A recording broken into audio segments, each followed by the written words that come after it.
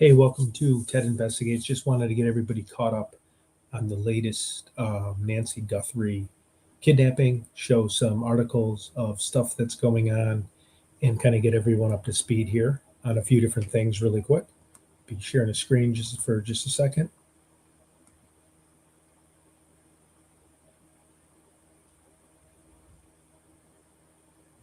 Start playing some stuff.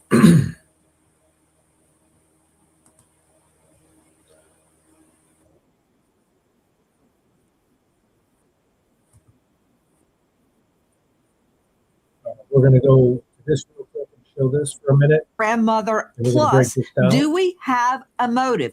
Good evening. I'm Nancy Grace. This is Crime Stories. I want to thank you for being with us.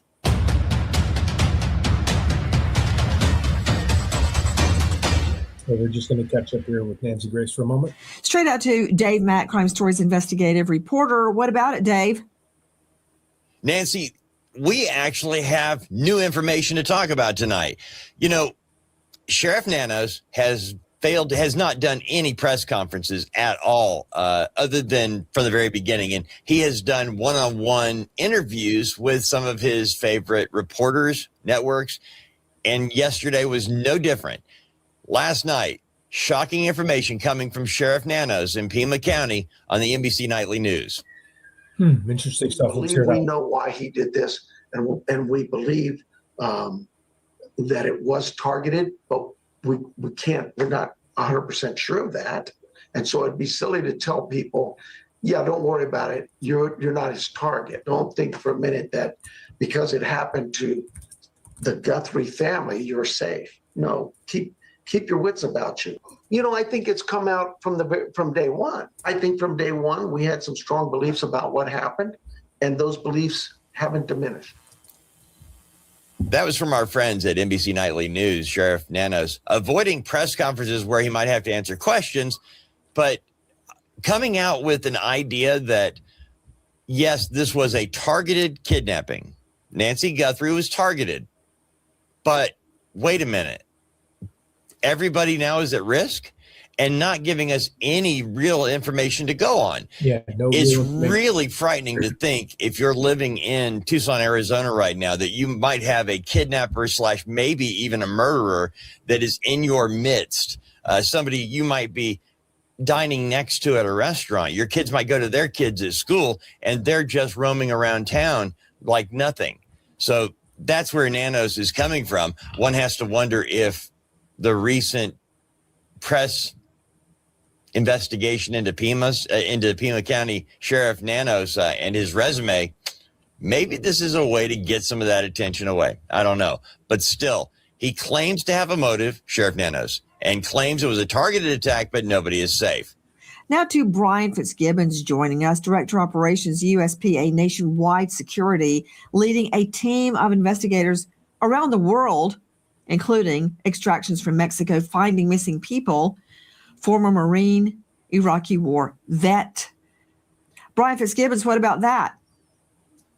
Yeah, so this was another perplexing statement from Sheriff Nanos. And, you know, I always try to separate the signal from the noise when these statements come out. And, you know, this is not the first statement that has been confusing. He's had a number that he's made that he's had to walk back throughout this case.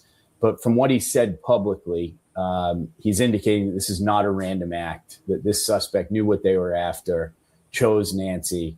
And now he's adding a layer to it that the public is not necessarily safe, that this actor may do this again, right? So again, I don't provide or put much credence into everything Sheriff Nanos is saying at this point. But I think what we are learning is that we have to be able to separate signal from noise, right? We know what we know. We have the evidence in this case. We have to believe that Miss Guthrie was targeted due to Savannah's celebrity and a perceived motive of some sort of extortion for money. You know, in the last days, there have been a number of crazy conspiracy theories and ideas. And the one thing that gets under the skin of actual investigative journalists is that because of the way platforms are arranged, anybody, anywhere can say anything and make it seem credible. So we've got stories about what could have happened to Nancy Guthrie, ranging from the sublime to the ridiculous. But the one thing we've been trying to figure out, motive. You've got a targeted kidnapping, and the only motive in a targeted kidnapping like this would seem to be money. Nanos suggests that they know the motive. He's not telling, suggesting it's a targeted attack, but nobody is safe. So as we move forward, Brian Fitzgibbons, you have seen and heard many of the different things in this case. And I have to wonder, I'm going to double check if the buffer. you were on the ground right now in Tucson and Nanos and his investigator came to you and said, Brian, we need your help. What do we do today? Yeah, so as a private investigator firm, the way that we would initiate that, if we were asked by Pima County, the very first thing we would do is enter into what we call a memorandum of understanding. We would have a detailed briefing where Pima County would identify, learn first our capabilities and limitations, and then identify the left and right lateral limits of where we would and would not engage. Specifically, where I think a private organization, private investigator. Okay, I was going to say mine seems clear too. Would be to begin aggressive grid searches using drones. That would be number one. So bringing in that search and rescue assets and technology to aggressively grid search the area that, in particularly areas that have not been done. That would be number one, right? And I believe that there are organizations like the Cajun Navy that have these assets on hand and are available. So in light of this new information from Sheriff Nanos floating that there is a theory, there is a motive that they've identified, again, he's going to keep everything close to the chest to protect the integrity of this investigation at this point. So there's no guessing what the next step or direction from Pima County is going to be. Former FBI agent has suggested that Nancy Guthrie was rolled up in a blanket or something and carried out of her own home, suggesting that the blood droplets that we see in pictures on the right outside the front door, that it was the way that the blood dropped or splashed on the mat and the cement that it indicated that she was rolled up and carried out. What do you think, Brian? Well, we know that the blood on the porch was Nancy's, right? And we know that there was some oxygen in that blood. Dead people don't bleed like that. Okay. So that's first and foremost. So she was living as she came out that door. And hey, often in cases where somebody's moving a body or someone who's not ambulatory, who can't walk on their own power, they will use things like tarps, blankets, carpets to move that person, because it's not as easy as you might think to move somebody without leaving a tremendous amount of evidence behind. So we'll be right back, guys. It's very possible, right? Pima County is not released to us, and nor should they, what was taken or potentially taken from inside the house and used in that manner. We didn't see the perp on the porch carrying any type of equipment like that could be used to transport Nancy. Again, that doesn't mean he didn't bring it in. We have very short amount of video, so it's very possible. But I think we have the evidence. We have the hard evidence that Mrs. Guthrie was alive as she exited that house. Exactly how that took place, is yet to be determined.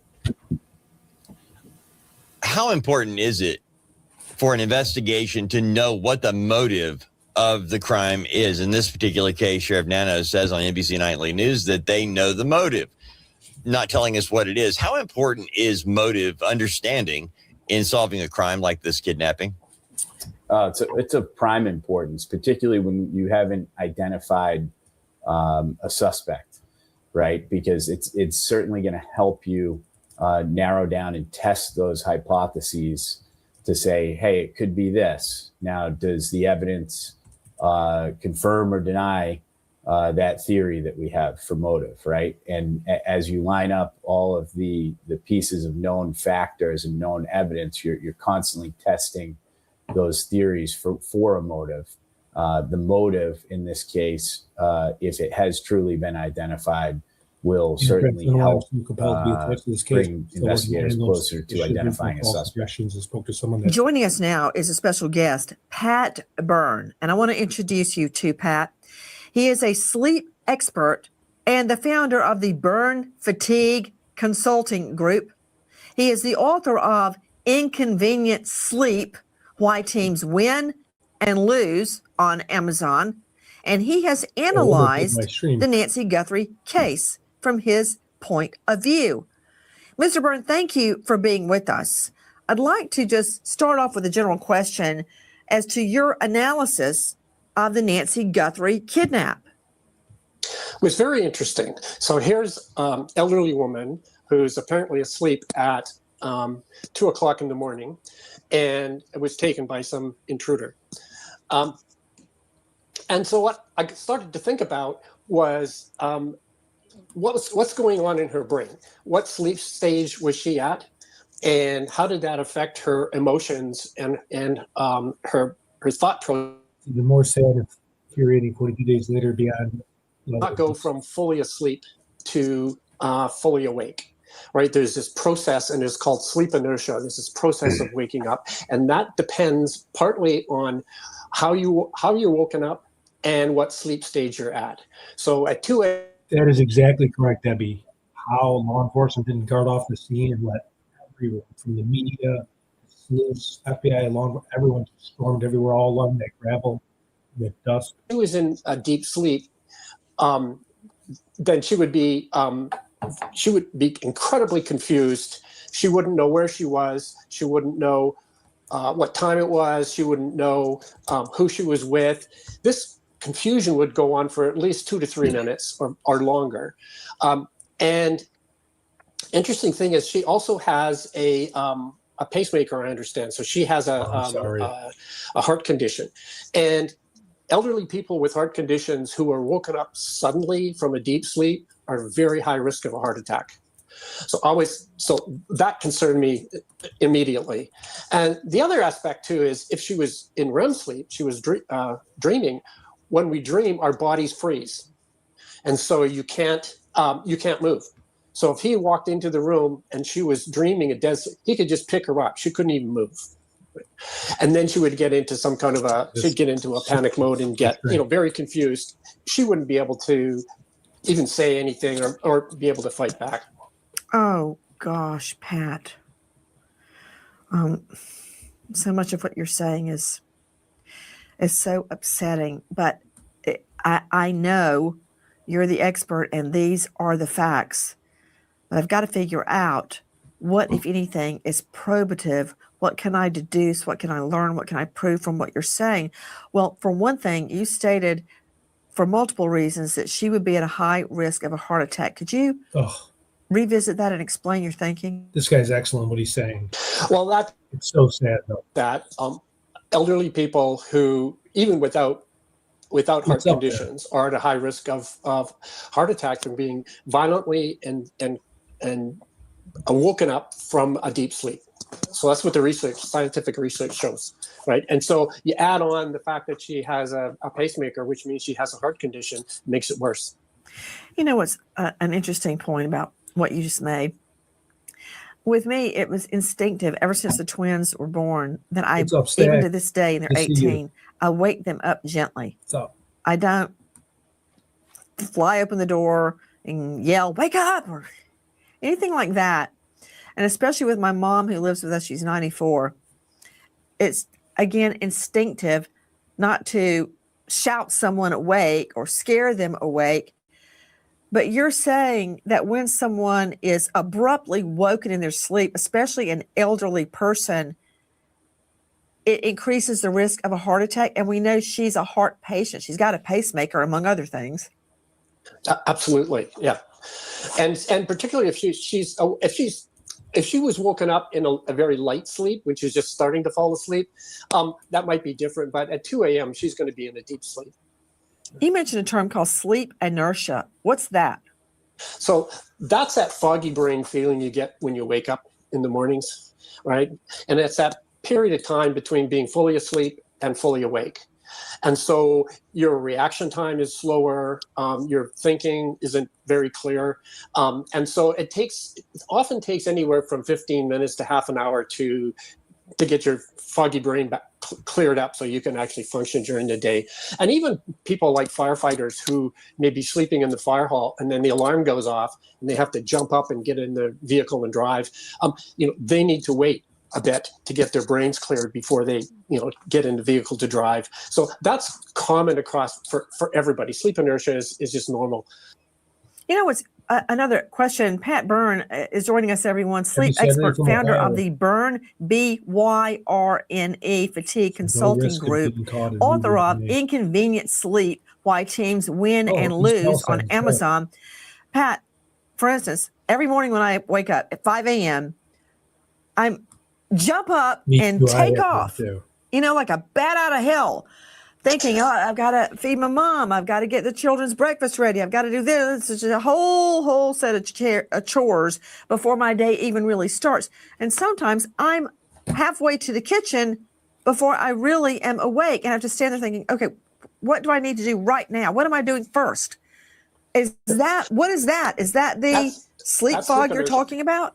That's sleep inertia. Yeah, absolutely. Huh. Well, I'm certainly not inert. I sheet out like a bullet. How would this affect what happened to Nancy? Okay, let me back up a little bit, because when you get up at 5 a.m., the chances are you're probably waking up from a light sleep, not a deep sleep.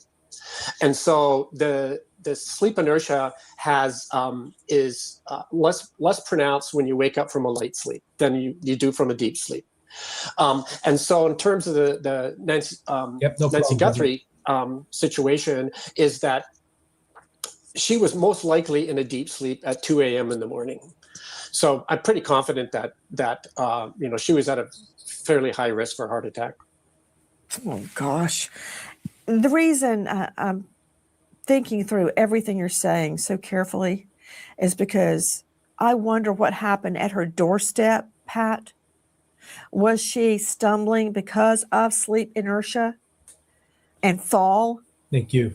And then we see those, what clearly to me are low velocity blood drops. It's not high velocity from a gunshot wound. It's not throwback from a blow and then you bring back the weapon and you get cast off.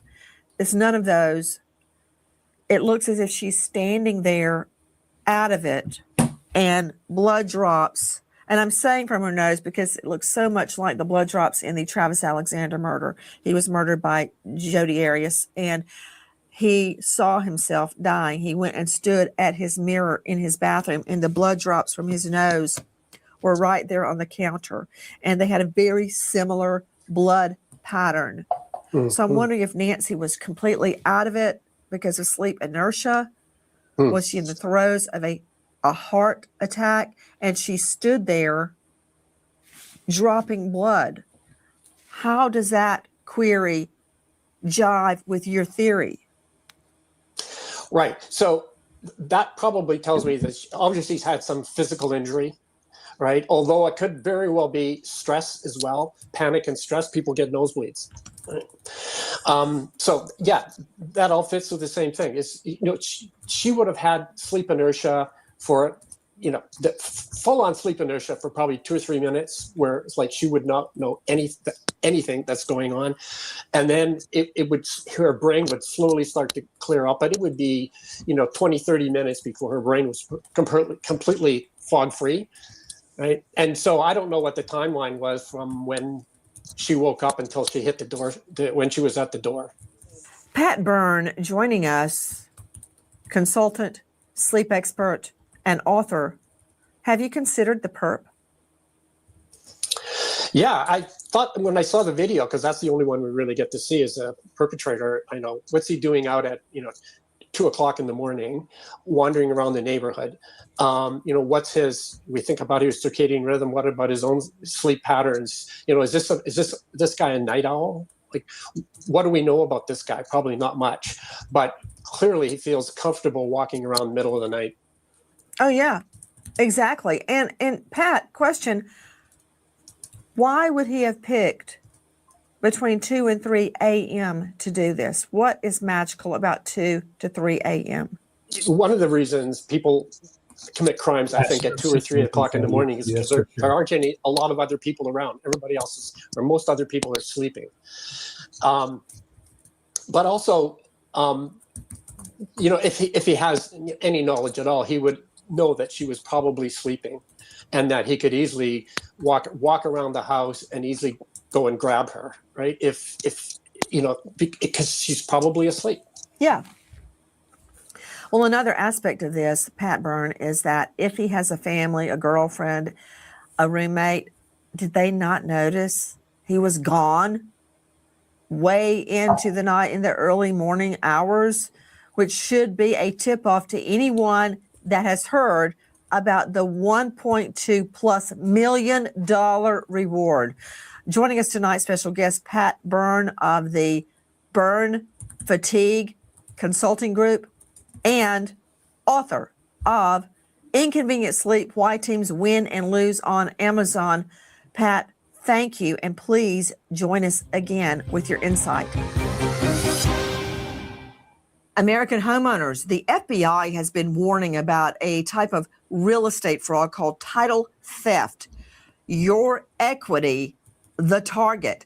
With just a forged signature, your ownership can be transferred out of your name. And without protection in place, you're left with an emotional and financial nightmare. That is why we partner with Home Title Lock. So you can find out today if you're already a victim and protect yourself. Use promo code Nancy at HomeTitleLock.com to get a free title history report. Free title history report, plus a free trial of their $1 million triple lock protection. That's 24/7 monitoring, urgent alerts, and if you are a victim of fraud, they will spend up to $1 million to fix it. Perfect. Thank Please you. don't be a victim. Protect your equity today. You've been working your whole life and putting money into your home. Don't lose the equity. That's HomeTitleLock.com. And therefore, it would rewrite itself. It just kind of loops, right, and covers up. That's what our analysis teams have told us. We're not done with that. We'll do all we can, but that's what it says. So it detects a person on camera. Could that be an animal? I imagine that's possible. We don't know that. We just have no video. But we're not giving up on that. 228. Nancy's pacemaker app shows that it was a disconnect from the phone. And at 11:56 a.m., the family checks on Nancy and discovers her missing. And at 12:03 p.m., 911 is called in to the Pima County Sheriff's Department. What are we learning? 9:48, the garage door opens. 9:50, it closes. Door cam disconnects. 1:47, so 9:10, 11, 12, 1. 4 hours later. 2:12. I don't see how they can say this is a coincidence. This is an animal. The door cam disconnects at 1:47, 2:12. Software detects a person on camera. And I'm going to have Fitzgibbons explain what he's saying about looping and covering it up. 2:28. Wow. 16 minutes later, her pacemaker disconnects from the phone, which means simply it goes 20, 30 feet away from her iPhone, which was left there in the home. It doesn't mean it quit working. It means it got away from the phone. The phone can't trace it anymore. 11:56, family checks on Nancy. 12:03, it's on. Joining me tonight, an all-star panel to make sense of what we are learning. Now, we just got that timeline. So much is being made of, is one of the family a suspect? And we heard the sheriff today state we don't have a suspect, we don't have a person of interest, yet everyone is under suspicion. That's what they always say, everybody is under suspicion. So the mom is dropped off early in the evening around 9:48. That's when the garage door has activity. 9:50, the garage door closes. With me, as I mentioned, an all-star panel, Dave Mack, Crime Stories investigative reporter on this case from the very beginning. Brian Fitzgibbons, I just introduced you to him, USPA Nationwide Security, and a renowned psychoanalyst, Dr. Bethany Marshall, joining us out of LA. She's the author of Deal Breakers. You can see her starring on Peacock now and find her at drbethanymarshall.com. We're talking about the timeline. Looking at the timeline, 1:47 a.m., the doorbell disconnects. 1:47 a.m., the doorbell cam disconnects. 2:12 a.m., software detects a person on camera. But see, the camera part of that has been disconnected. Yeah, totally. So while the software is picking up movement, the cam isn't seeing it. That's how I understand it. But then Brian Fitzgibbons, he launches into some discussion that it could have been an animal. My question is, why would the door cam disconnect? I mean, look in the picture. There's just a silver circle where the door cam used to be, right? Wait, just a quick shout out. My best friend just had a baby boy, so I bought a hat that says Miller on it because they named him Miller. Again, I don't want to influence him to drink beer, but I just thought it would be a cool hat in honor of him today. He was born today, so that's why I got a Miller hat on. Okay, back to it. That silver thing right there, that's where the door cam used to be. It fit right there. It's gone. Now, what is he trying to say? What is he saying, Brian?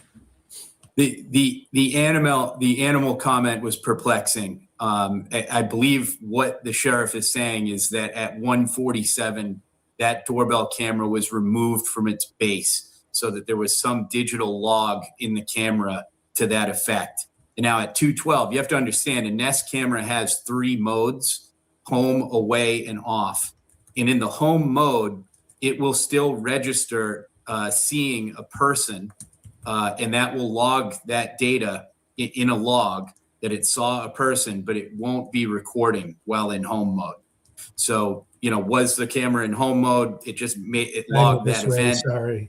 That's what it seems to be to me. I don't think that these cameras are going to mistake a person for an animal. Most of the cameras nowadays will accurately record. If they see a dog or a deer walk by it, it will record an animal over a person.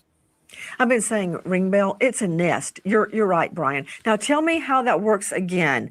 And I want to make what you say and what he said both be true.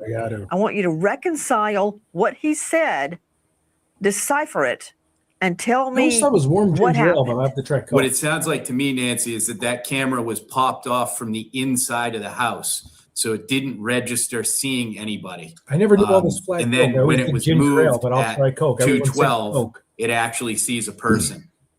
So I think what we can glean from this timeline is the doorbell camera was disconnected off the base. 25 minutes later, that camera is moved and it's pointing in the direction that it actually registers contact with a person.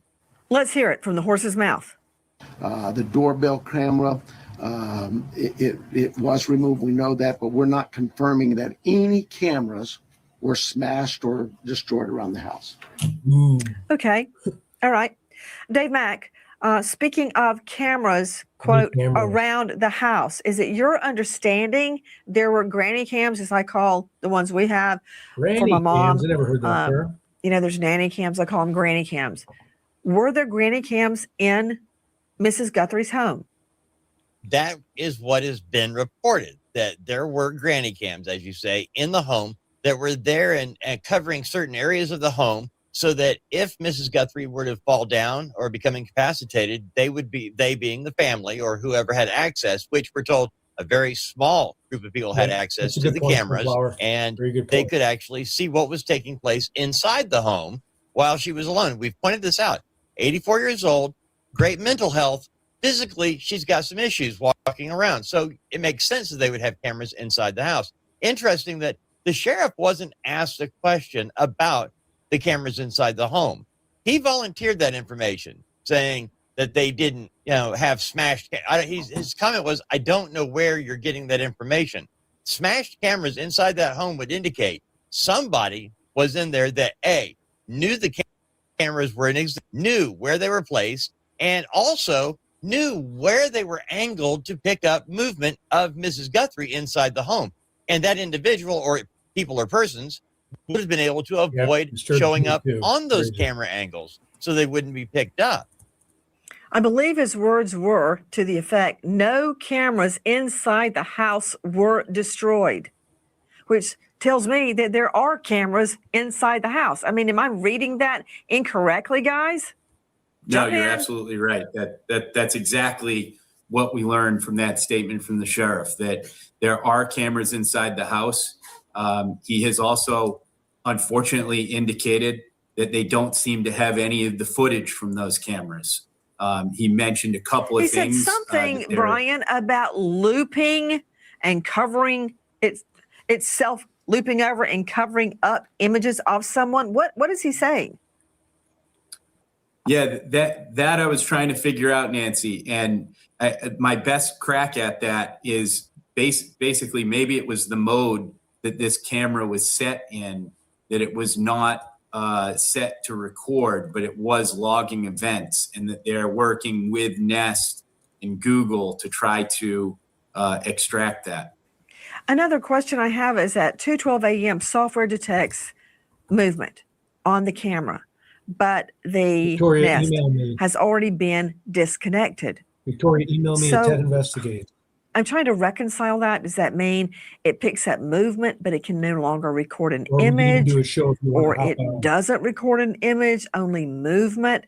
Could you break it down in simple terms, Brian? Yeah, to explain this simply, these doorbell cameras will have battery power to them. Okay, so you could disconnect it from that base. Well, yeah. Then an event gets logged, within its software, and then now you've moved it, but it's not seeing I've any not heard that, Bill, but that would be person very as it's interesting. moving. When you turn that, 25 minutes later, somebody picks it up Send an email to and it's Ted pointing Investigate to towards a Gmail. Anything you person. guys know, Now so it's I can logging that cipher through stuff and put it in the that spreadsheet. event again, that it saw the person. So it logs it, but is there an image? Because he's saying it loops over. Did it ever record an image? What I'm getting at, if it ever did record an image, whether it looped over it or not, could that be obtained from the cloud, or is it connected to a local server? My assumption would be that it did not record an image.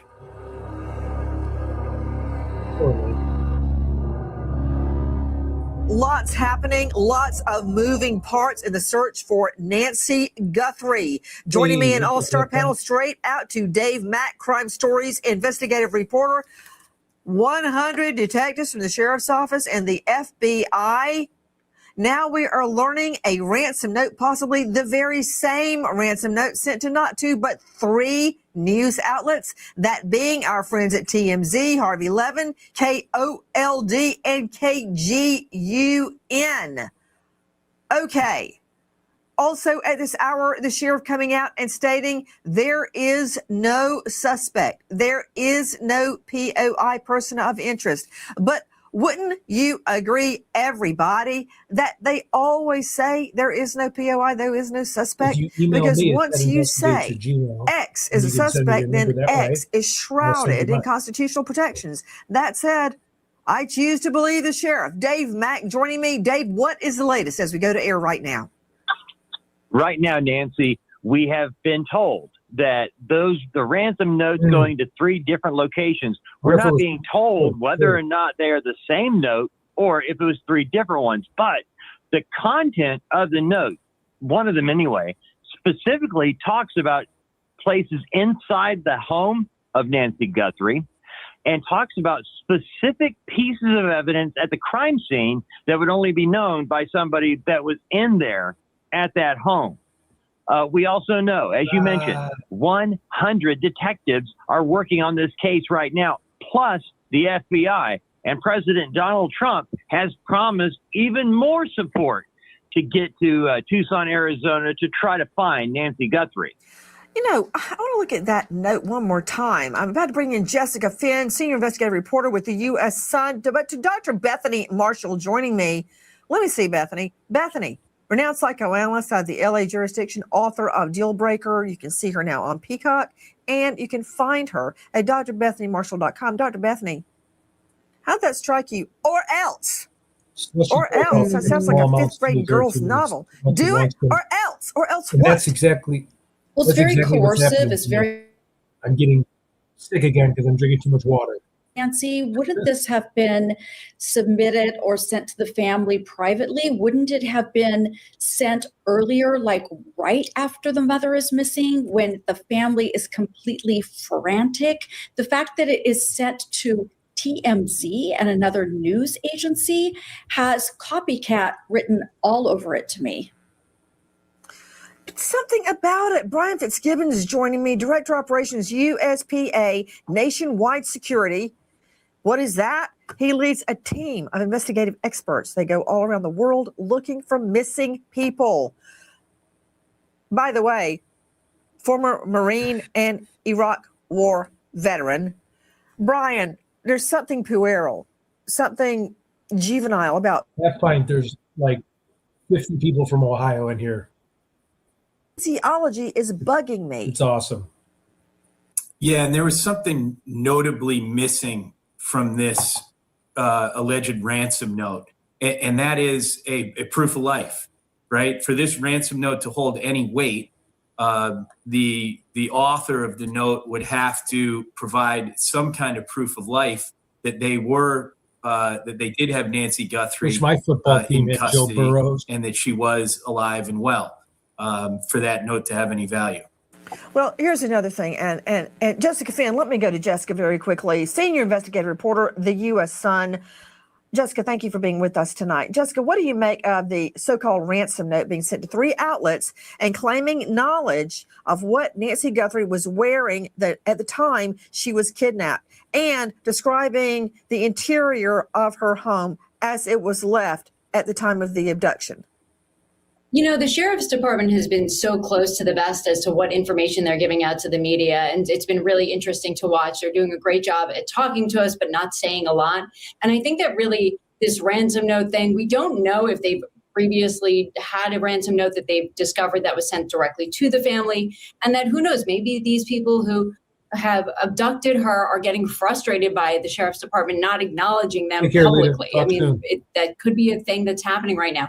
The other thing is, and yes, we have not heard that there's been proof of life. However, the sheriff did say today during an interview with NBC that he believes Nancy is alive. And so as to why he is suddenly saying he believes Nancy is alive after these ransom notes went to news stations around the country yesterday, there's something there. There might be a there that maybe we just don't know, because the sheriff, again, is holding these cards so close to the vest, despite, being accessible to the media. To Brian Fitzgibbons, I want to talk to you about practicalities. If this is a ransom, and that reminds me, I'm going to circle back, Jessica and Dave, about, do we believe this Bitcoin account is real? Because I've heard that it has been authenticated. Doesn't mean the ransom note's real. They like, somebody could get my checking number. Sheriff Lives nonstop. The number. But that doesn't mean I'm part of a ransom or a kidnap. So that could be a legitimate authenticated Bitcoin number, account number, and still not be connected to the Guthries. But to you, Brian Fitzgibbons, you've done this 100 times. So you ransom someone. Don't you believe at some juncture you're going to have to show proof of life? I mean, why kill her? Don't you think at some point they're going to have to, if they want that money, they're going to have to show proof of life? Yeah. Absolutely necessary, right? because that's the key to this whole thing. If this is a kidnap for ransom case, they will want to make it very clear to the Guthrie family that Nancy is alive and well. Prior to them sending any type of ransom money, they would obviously demand that. So, that being absent from this ransom note really stuck out to me, because, you're not going to risk communicating too many times without providing it and potentially exposing your identity. I know where Keith's at. What do you make of sending it to 3 different outlets? KOLD, TMZ, and KGUN. What do you make of 3 different outlets, Fitzgibbons? Knee-jerk reaction to this, Nancy, is that this is either a hoaxster who's trying to make a quick dollar off of this horrible scenario, or second, if it is actually tied to the case, that there's some kind of distraction taking place, that they're looking to tie up resources of law enforcement. So many people are struggling, able to identify yet. I would make sure you say yet. They haven't said that it's in there yet, but they did identify the blood right there at the entryway as being Nancy's. Well, if there's blood on the inside, then why haven't they identified that either? And, another thing, joining us, guys, Brian Fitzgibbons from USPA Nationwide Security. For a living, he leads a team of investigators that go worldwide finding missing people. You can get blood DNA analysis back overnight, almost immediately. I don't know what they're talking about, that they're waiting on samples. Maybe they've gotten unidentified DNA and they're trying to get a sample from that. That would take longer. Yeah, I think that there's probably some touch DNA from the inside that they're looking to analyze.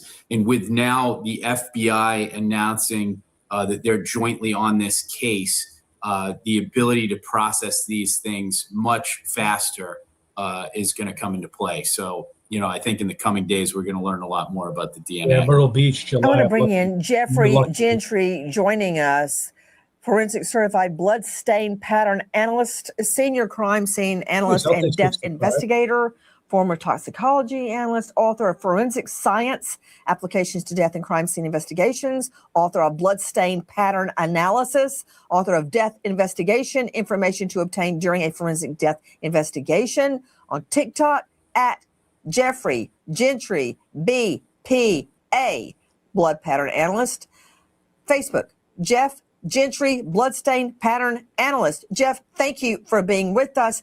Jeff, of course, I'm just a trial lawyer, but when I looked at the blood, let's see the blood that is outside of Nancy Guthrie's home.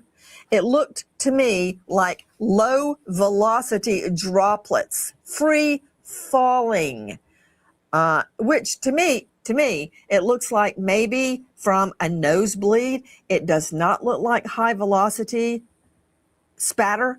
It does not look like high velocity spray that you would see from a gunshot wound.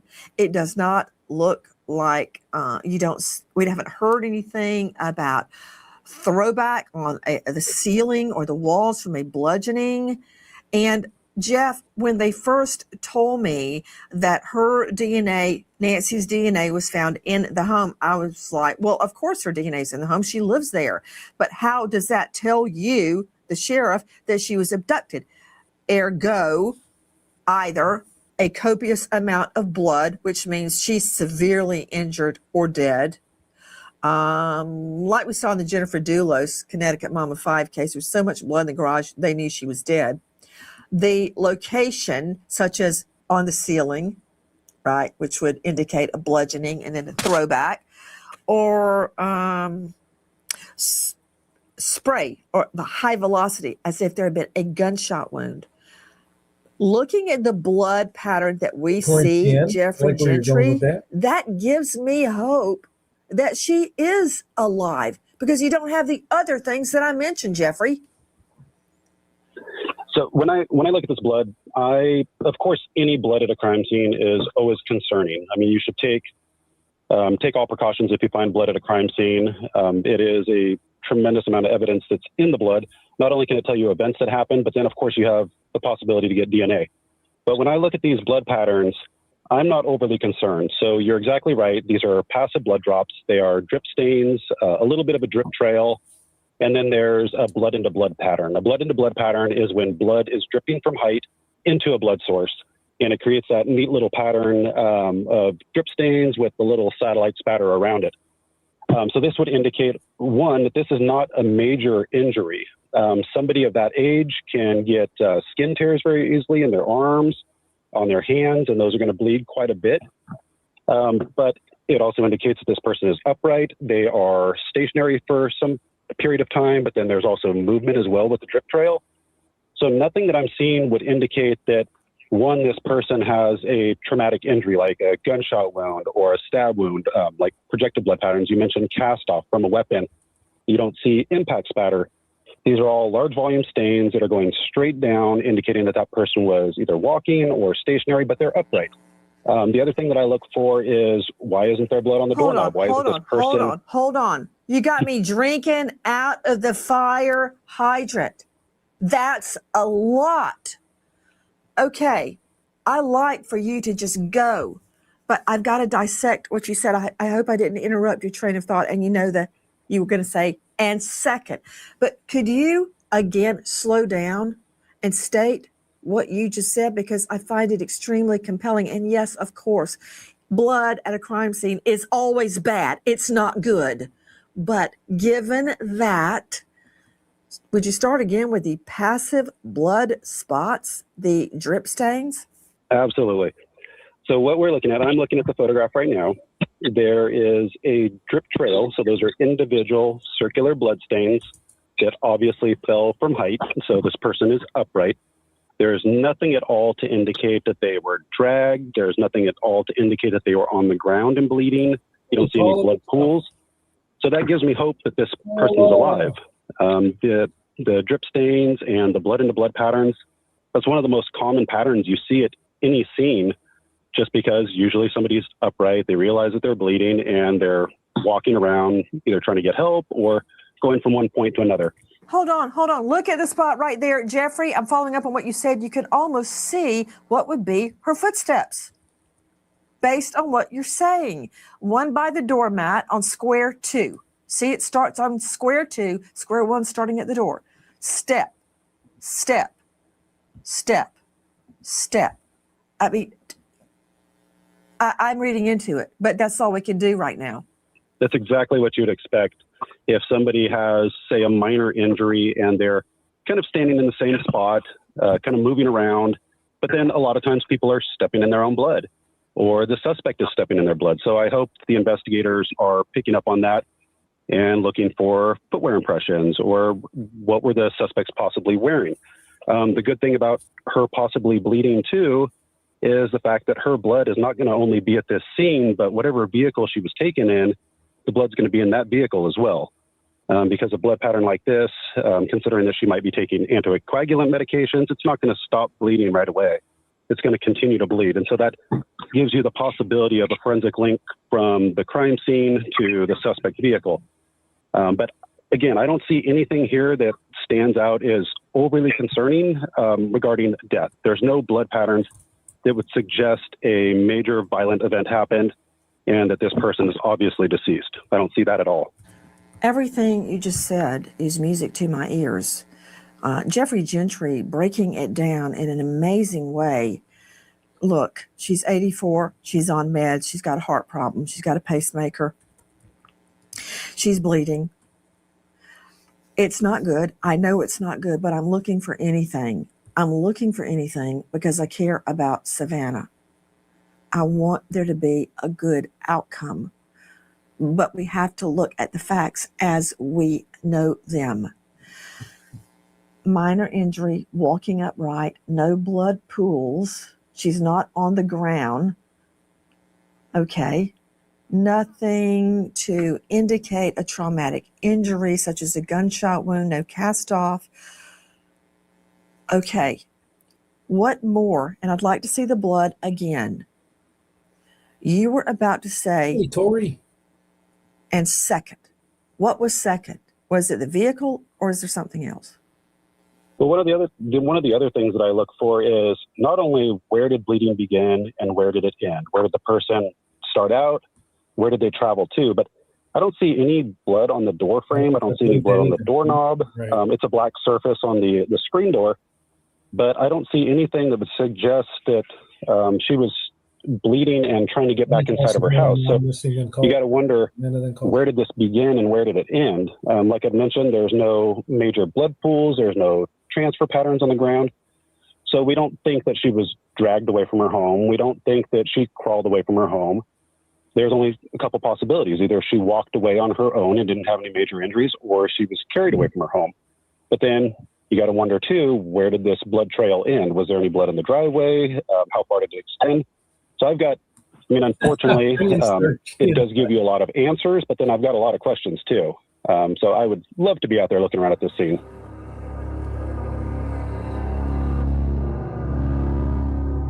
In the last hours, we have been given video from Nancy Guthrie's front porch. Let's see it now, please. Look, we've been given this at a long time the ago. perp. He's ready. He's got his Please hands subscribe, covered everyone. in gloves. Look to be latex, not the thin surgical gloves. Thicker latex. He's wearing a backpack. Hey, jump on that. We'll do What something kind of on that backpack? soon, too. Sold where? When? Leaning over. What is he doing? You're about to find out. Genius pulled some foliage and he's going to try and cover up the camera with it. He's still trying to get it loose. He's still trying to crack it loose, leaving no fingerprints. Even his wrists are covered up. Keep going. Keep going. There you go with the foliage. We'll definitely do something He's on that trying to coming up. cover up the door cam. Watch. Look at this. He came prepared, full on ski mask, That's true. wrists covered, face covered, hands covered, trying to cover the Nest camera, the door cam. Keep looking. This could be the break we've all been waiting for. Here he comes, walking up. And is that a gun he's got tucked into his waistband? Yes. Do you see how he's holding his face down? Holding the face down so he won't be identified. Check out the backpack. Reflectors on the shoulders. Come on. Can't we track that? Can we zoom in and get the shoes? We can get his height. We can get so much information. Now let's see the stills of his face. Bring it in. Bring it in. Let's see the stills. Okay. You know what? She may have had a heart attack. That's a She good wakes up point. and sees that. That's weird. No time. That looks like a white guy to me. A white guy right there. You can't see it. It almost looks feminine. But apparently in some of the pictures, you see facial hair over the lip. Keep looking.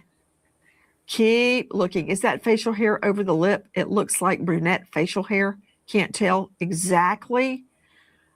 Keep the picture up there. Dave Mack, does that look like facial hair over the lip?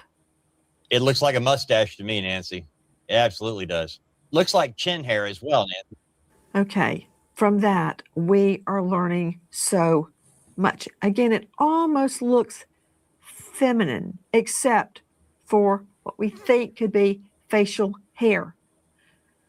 Joining us, an all-star panel. This, as we are also learning that buccal or buccal swabs are being taken from the inner circle surrounding Nancy Guthrie, the pool guy, the gardener, the granny nannies, the you name it. And if they're getting buccal swabs from them, I'm sure they've already gotten them from the family. Now, somebody please tell me we've strapped everybody up to a polygraph. More and more, this seems as if someone close to Mrs. Guthrie is at the heart of her kidnap. And again, I want to show it again. The guy walking up, the person, the perp, walking up. See, he's even got his neck covered, thinking we won't be able to identify what color he is. This is not just a robbery, just a burglary. We've been going round and round, some people chasing their tails. Is this really a kidnap? I can tell you right now, nobody goes through all this to run in and grab your VCR.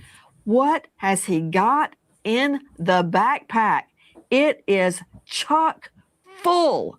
What's in there? It's stuffed so much you can see when he turns around. He's not going in there to take anything. He's taking things in with him. Okay, keep showing it. Let's go to the experts, straight out to Lee Neubecker, joining us out of Chicago, cybersecurity, digital forensics expert, CEO of Enigma Forensics. What about it, Lee? What do you see? It's interesting because he hunches down as he goes through the walkway. Had he not hunched down, you could go on site, measure the bricks, and get his height. I did a little bit of looking and making some assumptions, and I think the guy's probably between 5'11" and 6'2". But you can also see his shoe size as he steps on those bricks, like right now, and also the first step. Hold it, right there. Right there. Yeah, yes, like, you're right. Stop right there. Stop. Yeah, there. You could back up, and if you knew the exact size of that brick, you could probably tell what his shoe size is. He looks like, it appears to be a male based on my review of it, but knowing his approximate height, his approximate weight, and if his hair color truly is black, which it appears to be from the one show, but it could be brown, it's definitely something to cull. I thought your comments about having the family members take a polygraph was a good idea, but maybe matching up the height of the people to see if they match up at least to the shoe size, which doesn't appear to be larger than size 12. It is a man. There's no doubt about it being a man. It's a feminine with feminine attributes, but statistically, this is a man, and it's a freaky white man. Statistically, that's exactly what it is. I'm just wondering, there you get standing up straight, right there. And I'm wondering if they're going to be able to get any type of height from that. You know, the problem with it, he's not standing right beside something to gauge the height. Lee Neubecker, joining us, Enigma Forensics, explain why he really needs to be standing beside something in order to get an accurate height.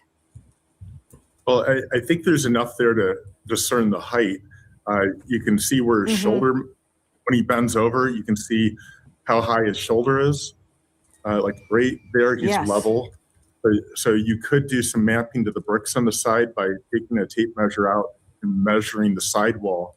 You'd at least know where his shoulder goes up. And then later on, as he walks forward, his head's lifted, and you can measure the head right about, not there, but as he continues, he lifts his head straight. A little closer. Go with Neubecker.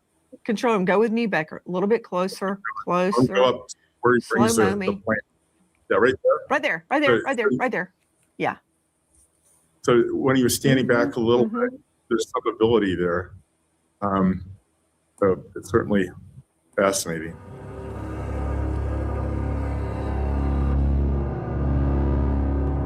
I wanted to come on, and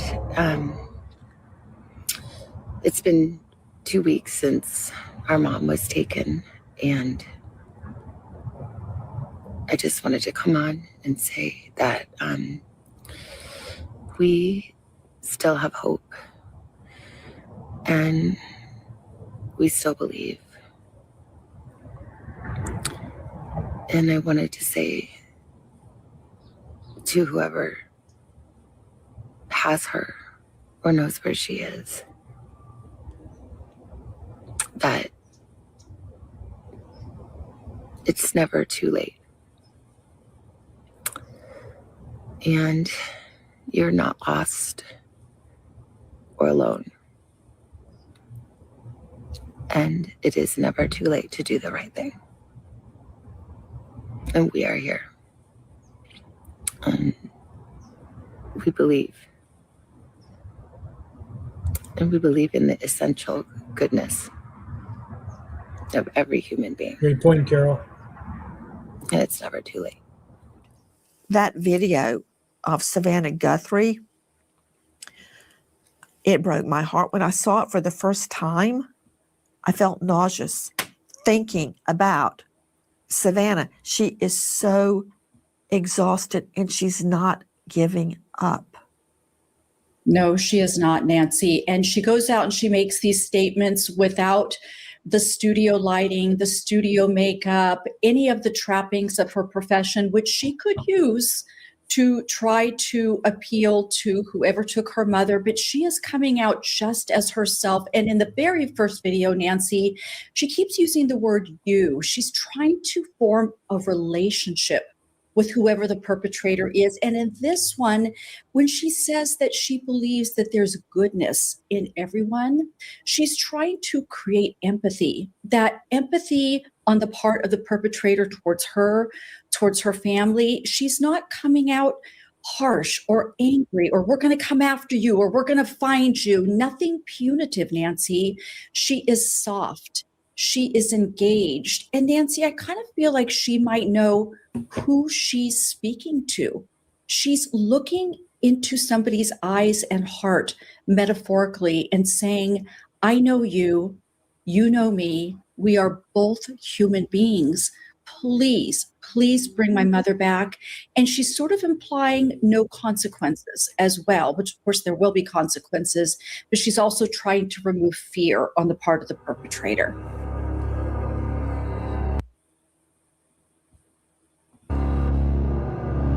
To you, Eric Faddis joining us, a founder of the law offices of Eric Faddis. Why do you believe the sheriff, Nanos, made the move to publicly clear the entire family and their spouses, the children, the three siblings and their spouses? You know, I think there is a ton of public pressure on this sheriff, not only in that community, but nationally, perhaps internationally. You know, they're looking for developments. What are y'all doing? What progress have you made? And so I think that is probably the motivation behind this announcement. And it also perhaps shows that the investigation has enough information to rule out these folks, whether that's on a timeline basis, on a forensic basis, or some other basis. And so it sort of telegraphs to the world, hey, we're trying to make progress, and we believe we are. And we believe we can exclude the family as potential perpetrators. And to you, Brian Fitzgibbons, why do you believe Nanos took the unusual route of publicly stating the family, the children, Cameron, Annie, and Savannah, and their spouses are not suspects? Yvonne's kind of right. I think because of the proof of life, they didn't show proof of life. But you're right. It's like they disregarded all the ransom letters. Here. And I have to say that that's the reason why. That's a completely unorthodox thing to hear in any investigation. Why? Because, you know, until the investigation's complete, nobody should be ruled out, right? We've seen it too many times where investigations change courses. One new bit of information comes in and everything can change. So this is something that you very, very rarely see law enforcement do. So I have to ascribe it to political and media pressure. Coming on to say it is day 24 since our mom was taken in the dark of night from her bed. And every hour and minute and second and every long night has been agony since then, of worrying about her, and fearing for her, aching for her, and most of all, just missing her, We know that millions of you have been praying. So many people have been praying of every faith and no faith at all, praying for her return. And we feel those prayers. Please keep praying without ceasing. We still believe. We still believe in a miracle. We still believe that she can come home. Hope against hope. As my sister says, we are blowing on the embers of hope. We also know that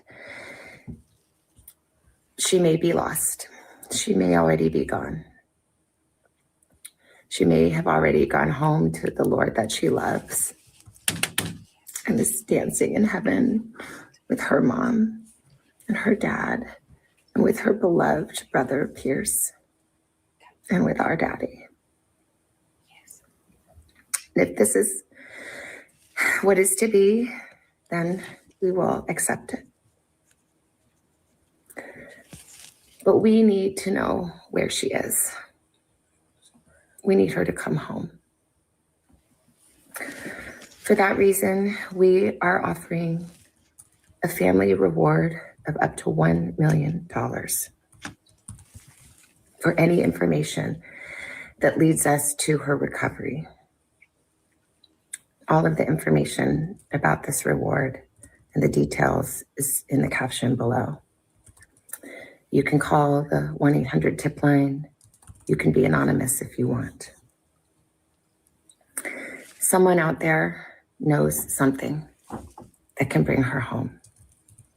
Somebody knows. And we are begging you to please come forward now. We also know that we are not alone in our loss. We know there are millions of families that have suffered with this kind of uncertainty.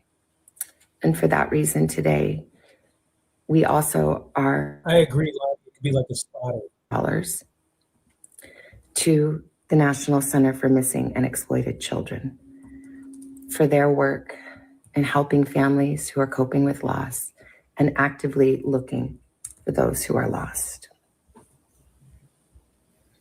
We are hoping that the attention that has been given to our mom and our family will extend to all the families like ours who are in need and need prayers and need support. So please, if you hear this message, if you've been waiting and you haven't been sure, let this be your sign to please come forward, tell what you know, and help us bring our beloved mom home so that we can either celebrate a glorious, miraculous homecoming or celebrate the beautiful, brave, and courageous and noble life that she has lived. Please be the light in the dark. Thank you. $1.2+ million reward. Dr. Bethany Marshall, how can we break the bond of loyalty amongst the kidnappers or amongst that small orbit of the kidnapper, the girlfriend, the wife, the neighbor, the co-conspirator, the friend? How can we break that bond? Will $1.2 million do it? It should. It could, Nancy. There's a very specific strategy to the offering of a larger reward as the case progresses. You know, Nancy, if you offer $1 million reward at the beginning, the perp could panic and kill the victim. So you do not want to do that. And also you get all these false leads, flooding in. But offering a $1 or $1.2 million reward, right now, the Guthrie family is not appealing to morality. At first, remember Savannah said, we believe in the goodness of human nature. They're appealing to the intrinsic motivation of turning in the perpetrator. Now, they are appealing to the extrinsic motivation, meaning money, Nancy, money, big money that could change the rest of a person's life. That reduces loyalty. And you know what, Nancy, that much money causes people to think. It's like when Powerball or the lottery starts to go way up, somebody who might not have bought a lottery ticket before is going to think about stopping into the local 7-Eleven and buying a lottery ticket. Somebody who sees a $1.2 million reward is going to start to think, who do I know that was out in the middle of the night at that night? Or that boyfriend I dated, but I don't really like him so much now. You know what? I like the thought of a 1.2 million reward a lot more. So they're not playing on, people's sympathy anymore. They're playing on greed. First of all, tonight, that video found on a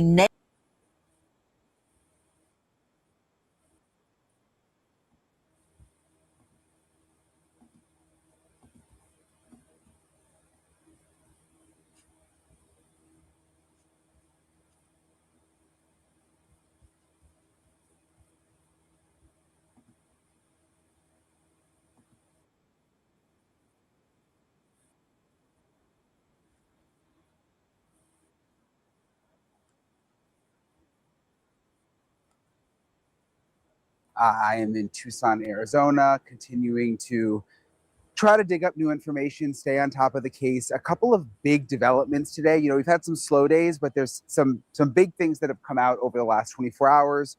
First of all, new reports about additional images that the FBI has been able to obtain from Nancy Guthrie's surveillance cameras. Remember, we knew they got the images from the front camera because that's how we got the pictures of the suspect, but she had other cameras in the back, on the side of her house by the pool. And we are now learning that the FBI has been able to obtain some images from those cameras, but there's a catch and there's some issues there. So I'm going to explain all of that in this episode, but overall it's good news. Also, just interesting comments from the Pima County Sheriff. I'm thinking more and more about this. He just did another interview where he was asked, do you think the suspect could strike again? And he immediately responded, absolutely, which goes back to my episode yesterday with retired FBI agent Steve Moore, who was saying the same thing. The sheriff is also still saying they believe it's targeted, but that he can't say that 100%. I'm going to get into the latest comments from the sheriff. And then also, I really believe at the end of the day, DNA is what may crack this case. Remember, they've been having issues with the DNA from inside Nancy's house because they say that it's mixed, which means it could be multiple people's DNA in one sample.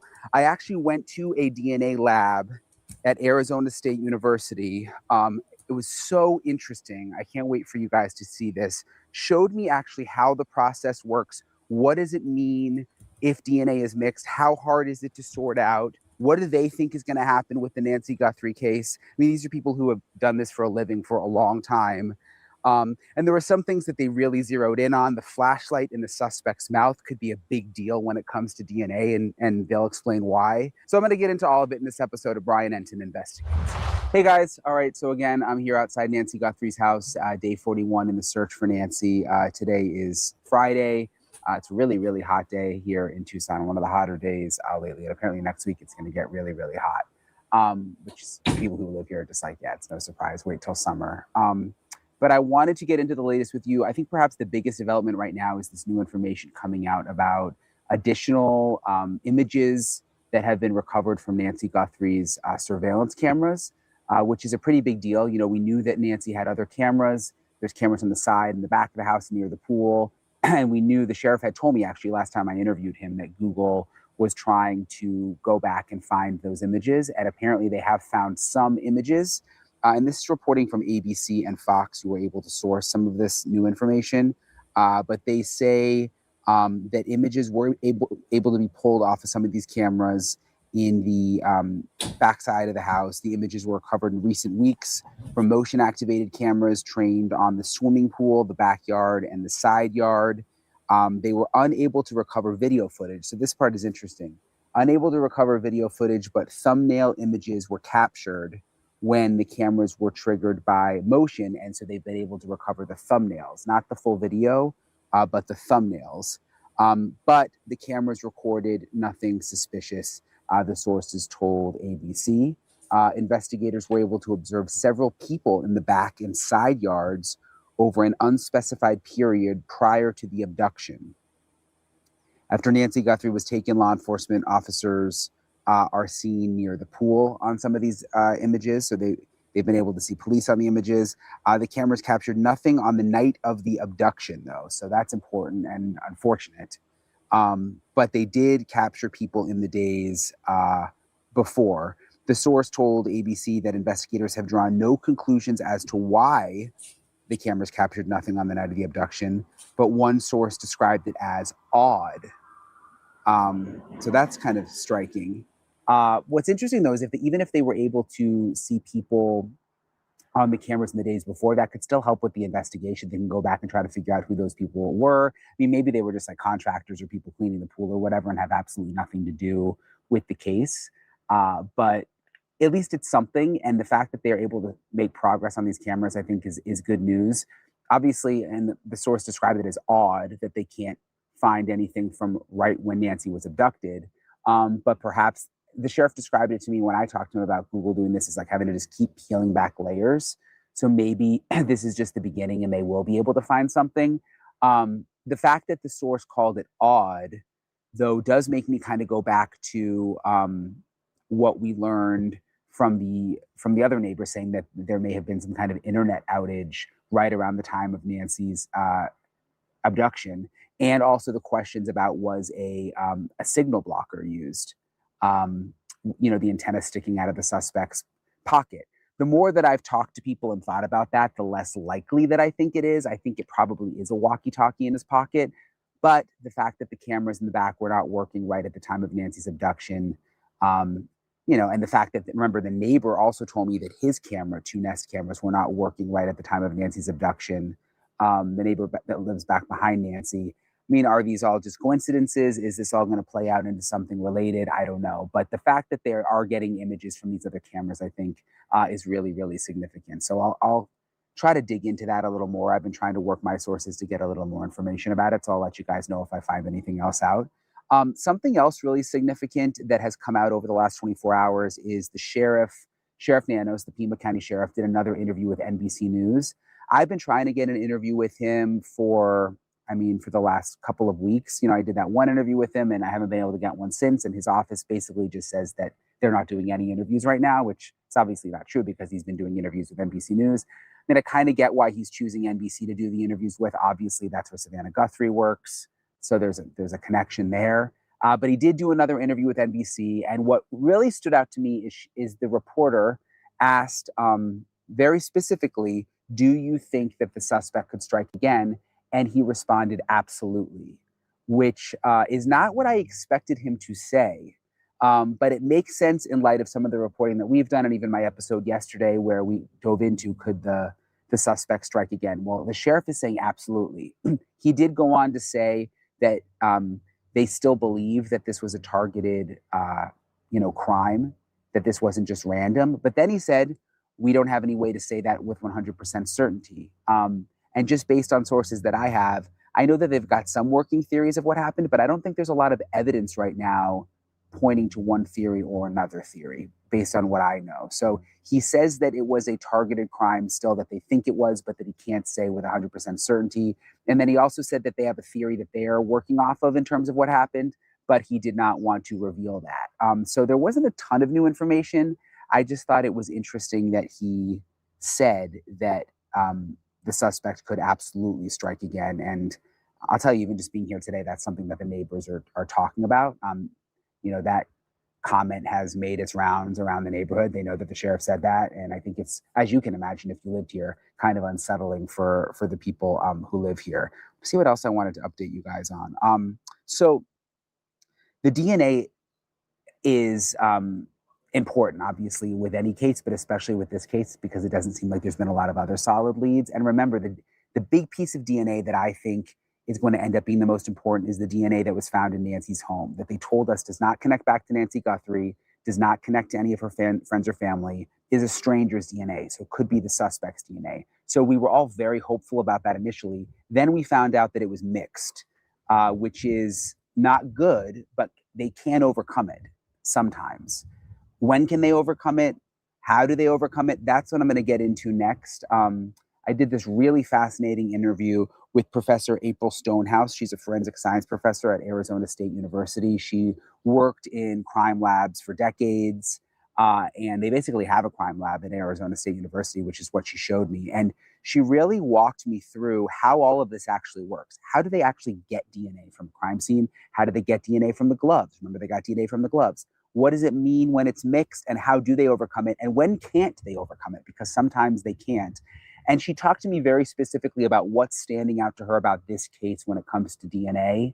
And there's just a lot that I didn't realize or know. I mean, about different ways that they can get DNA. I didn't realize, there's just a lot. I want you guys to, and this is really an informative interview, especially when you think about the Nancy Guthrie case. So I wanted to show you my full conversation with April. Let's start from the beginning, and let's use gloves as an example, like the gloves found on the side of the road in the Nancy Guthrie case. Correct.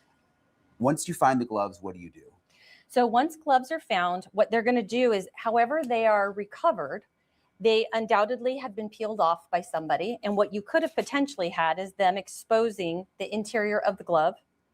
And you may have found gloves that look like this. And so they would have received those into the laboratory. and they would have taken a swab just like this. It looks like a Q-tip, but these are long-handled swabs that we use in the laboratory.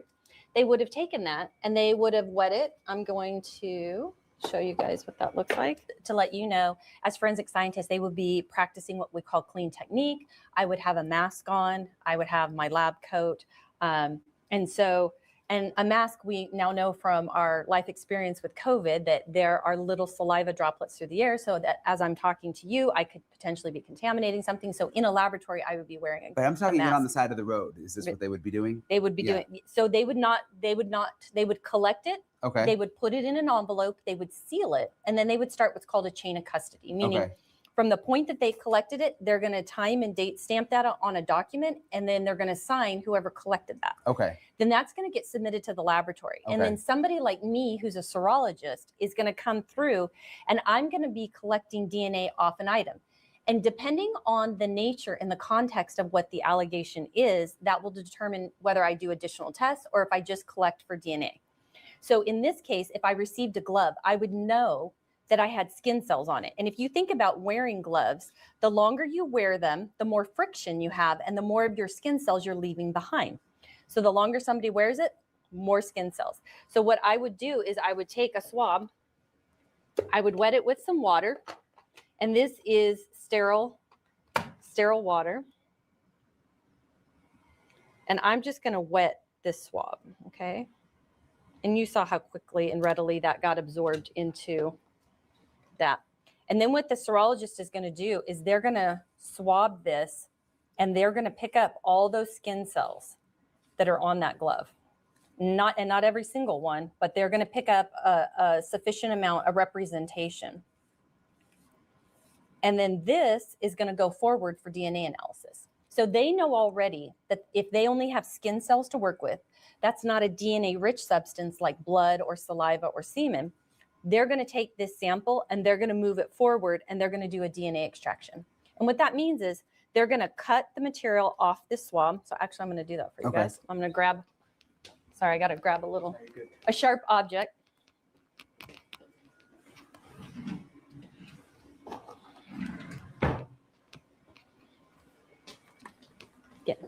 Yeah, feel free to. So they're going to use either a surgical scalpel or they're going to use a sterile razor blade like this. And in this case, they're going to cut this sample. They're going to peel back this cotton. And if you can see, how I roll that back? And they're going to cut the surface of this. They're going to put it into a tube like so.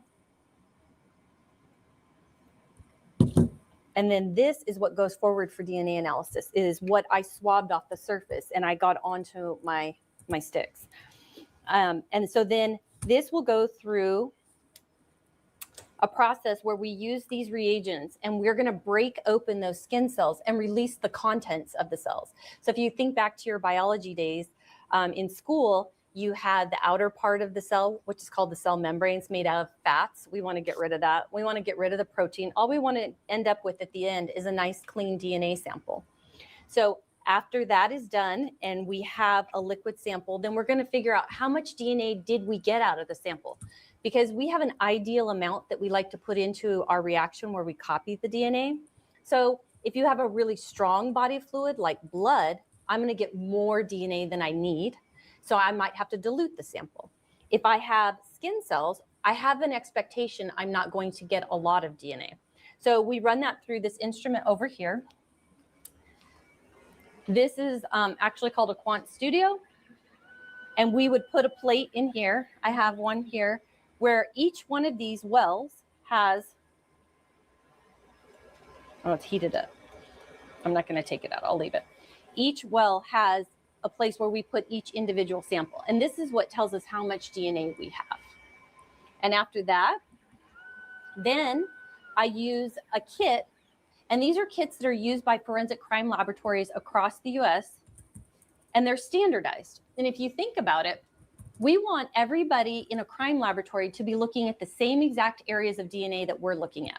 So the FBI governs forensic crime laboratories, government labs. And so we know exactly which areas we're copying. And if you think about it, we standardize it for our US databases, and so that we can compare results. So we would use this instrument. This is called a thermal cycler. And what it does is you would use a very small amount of that DNA. We actually need 1 nanogram of DNA. It's a very, very small amount. It's a very sensitive technique. And we would copy those areas where we know people are different. And I want to show you a diagram of what that looks like. And I want to show you the difference between. So I have pulled up an example here. So this should tell you the difference. Okay, so these are areas of DNA that we copy. And this is what crime labs are copying. And you saw this in the Nancy Guthrie case. When they submitted that blood is really rich in DNA. So it lends itself to the standard testing that we do in forensic crime laboratories. So they would have copied areas of DNA that are called short tandem repeats. They're short because they're only 4 bases. They're tandem, meaning they're right next to each other. So if you notice, these are right next to each other, just right in a row, right? Yep. And then they're repeated. And so you see this pattern repeats over and over and over again. And what you see is this person has 5 repeats. This person has 6 or 7. And we are all different, the number of repeats we have. These are areas of our DNA where we can separate people and tell them apart. And those are the areas we want to copy. We don't want to copy the other areas that are standard in humans. So that's how you can tell whether someone's DNA is theirs. That's right. Okay. That's right. And matter of fact, we look at over 20 different areas. So you and I may both have 5 repeats at one area just by coincidence. But by looking at over 20 of them, we can see that's when we see differences amongst people. And so does this machine tell you that? What's on the screen here? So the last machine gives us results that look like this. Okay. This is what this is actually a DNA mixture. And when you have DNA, I'm going to switch over to this profile. I have a couple pulled up for you. So first of all, this is DNA from one human being. And if you notice under each one of these little rectangles up here, those are all locations of DNA. And I told you we look at over 20 of them. So each one of these is like an address, right? And the maximum number of peaks you're going to see is 2, because you get half your DNA from your mom and half from your dad. So typically, this first number is this person has 16 repeats at this location and 17 repeats at the other, like I showed you. And if you notice here, you have a single peak.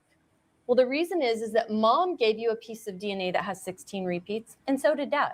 So sometimes you get the same number of repeats. So the maximum number of peaks that you're going to see is either 2 or 1. This is how we know when we have a mixture, because I'm going to show you what a mixture. But also I want to point out a few other things. We also know if we have DNA from a male or a female. So in this case, because the suspect is male, and we know he's male from the video that's been provided, they're going to be cued into this right away. They're going to be looking to see, did we recover male DNA? In addition, this is what a DNA mixture looks like. So now notice this looks a lot busier, right? And now notice I have 4 peaks here. So when we heard it was mixed DNA from inside Nancy's That's what house, it is. that's what this looks like. That's exactly Okay. what this looks like. And this is a sample that we used in our research. And this is a mixture of 2 people. And does this make it harder? Yes. Yes. Now notice, Much harder? Yeah, it can be. So let me show you. I'll show you. And this is an example where it's difficult. You would think that the 15 and the 16 go together, and that's the profile from one person, and the other one is the 17, 18. And we have ways of mathematically breaking that down. If you notice, you look over here, notice these peaks are about half the size of those other taller peaks. Sometimes there's enough of a difference in height, you can tell them apart. And let me show you an extreme example of that.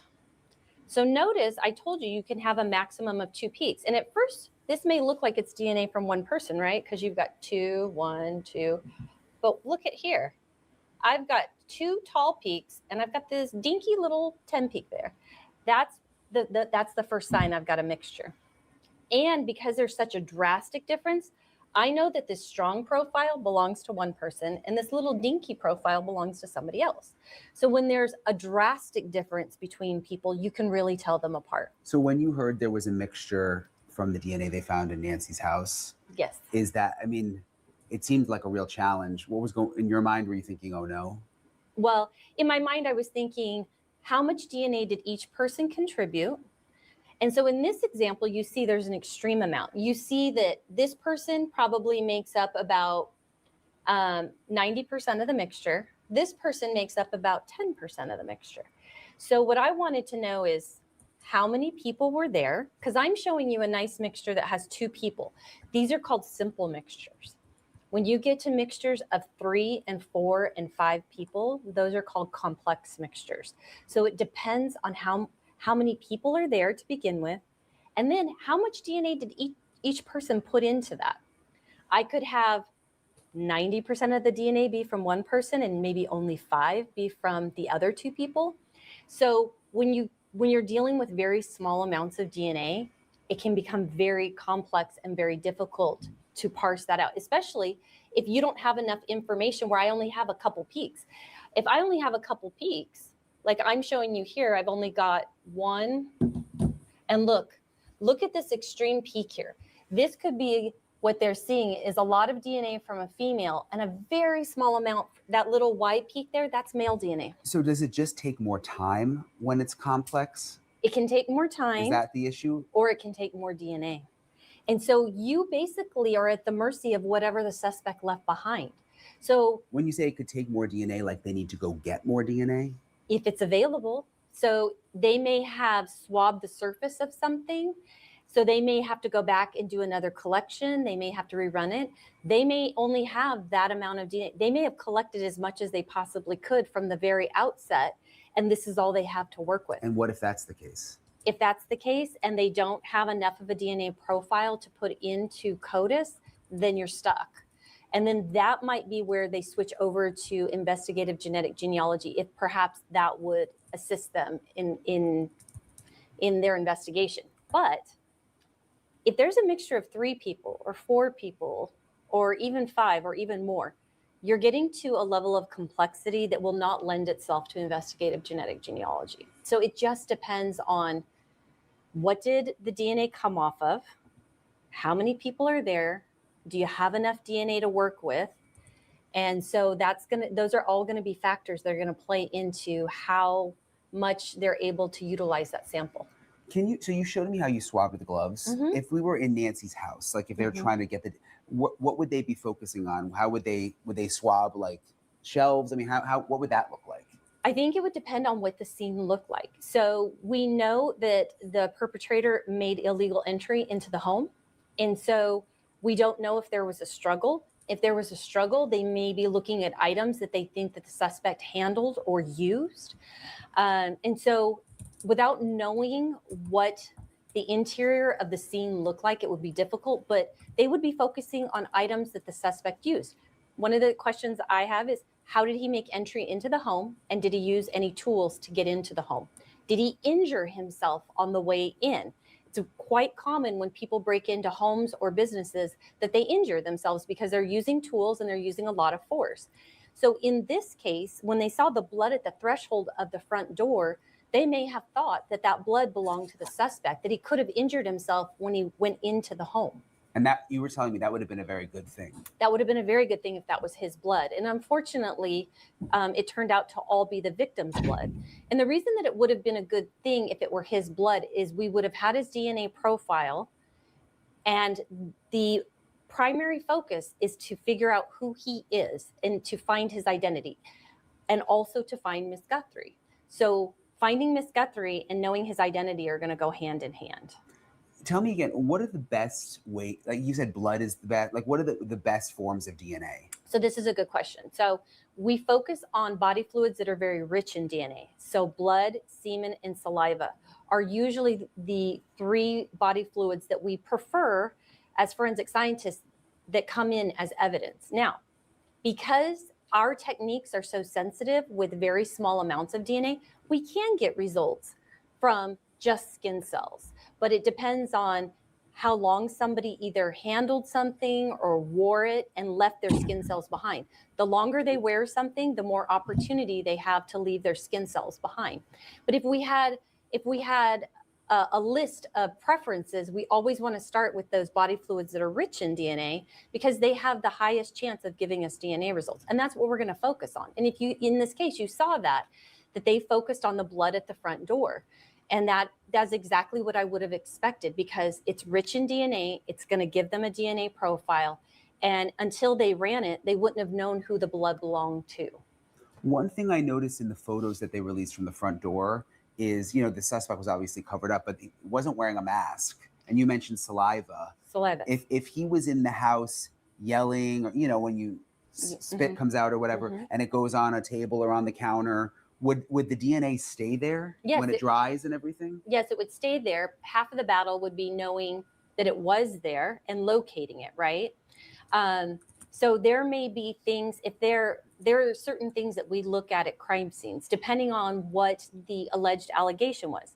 So they knew that there was blood at the front door. So they knew somebody was injured. They just didn't know who. So they would have run that blood right away.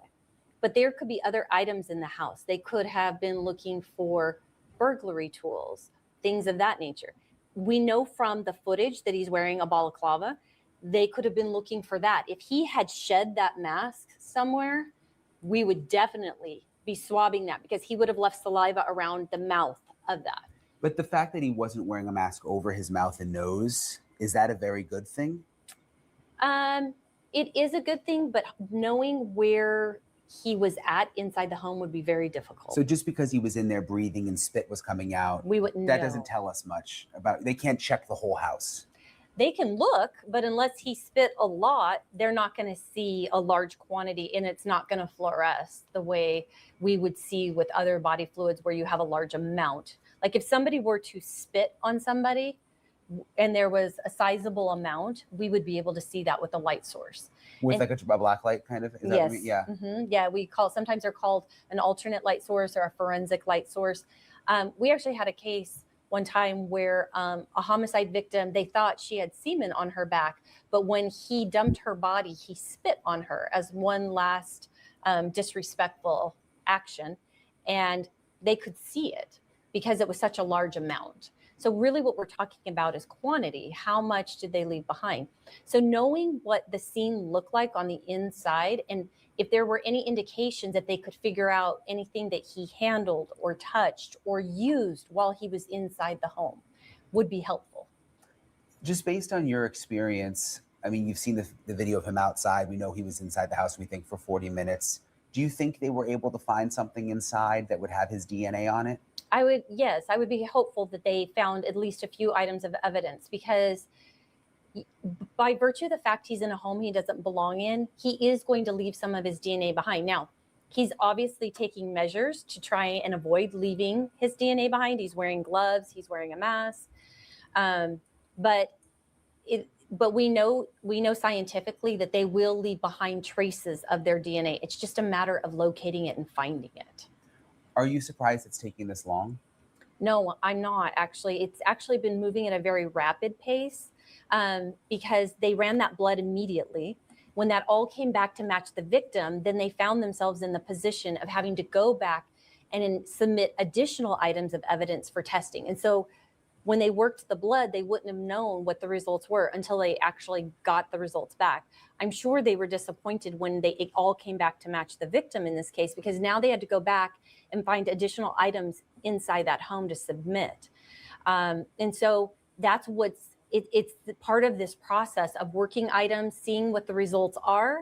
And then if the results aren't helpful, working more items of evidence to try and advance the investigation. Do you think it'll be a DNA that ultimately solves the Nancy Guthrie case? I hope it is. I hope it is. Yes, I do. Yes. And I've had cases, I've worked cold cases. I worked a cold case from 1981 down in Pima County that was a Jane Doe who was unidentified and a homicide victim.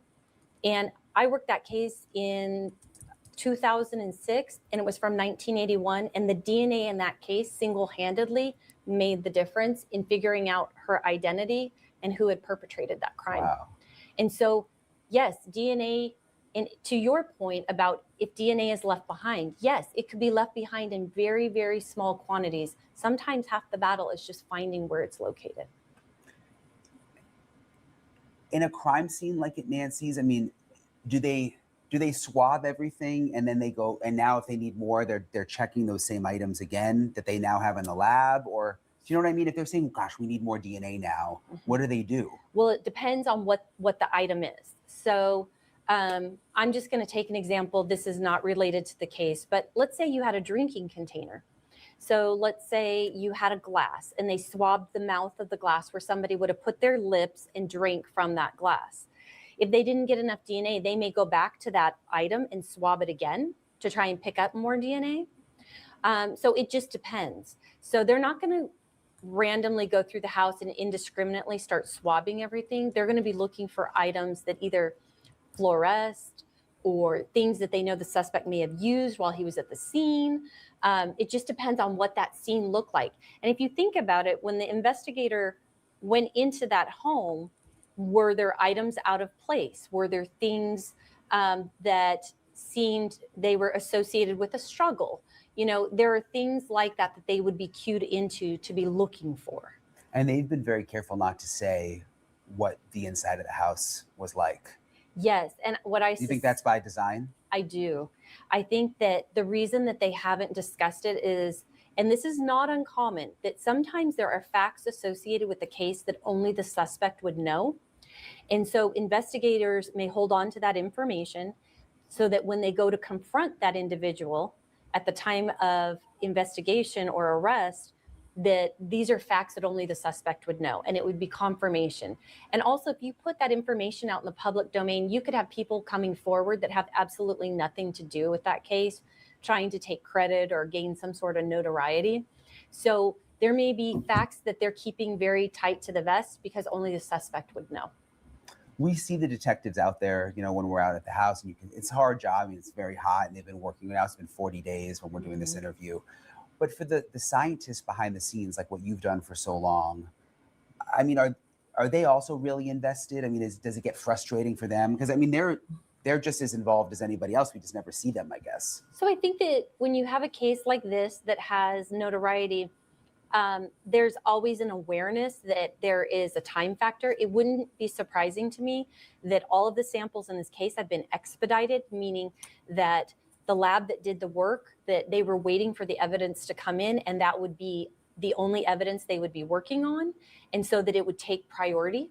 And given the nature of the disappearance of Miss Guthrie, time is of the essence. So it would not surprise me if the lab was waiting for that evidence to be received so that they could get working on it right away. So that would be my expectation. But in addition to that, one of the things about forensic science is that we take precautions for any and all items of evidence. So it becomes a series of scientific procedures and steps. So they would be conducting themselves in the same exact manner they did for any item of evidence, which was to be cautious, to prevent contamination, to implement all of those quality control mechanisms that we have so that the evidence stands up in a court of law and stands up to scrutiny. So that would be standard for the forensic scientists. That would not change. But what probably was different is that that lab was waiting to receive those items of evidence and they would get to working on it immediately. You know, he had the flashlight in his mouth in that one photo.